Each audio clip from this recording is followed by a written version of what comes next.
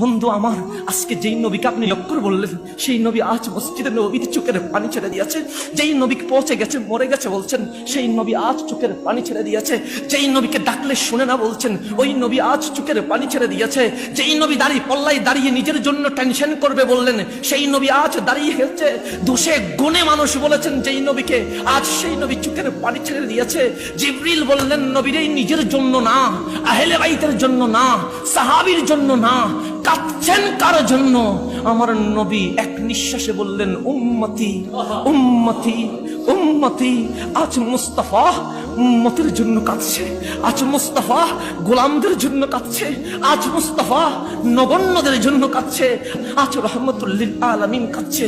রুহুল আমিন উঠে গেলেন, তাক দিলেন, রব্বে করিম, তোমার মুস্তাফা, তোমার হাবিব আজ যার জন্য কাঁদছে, এটার কোনো সলিউশন, কোনো সমাধান আমার কাছে নাই। কার জন্য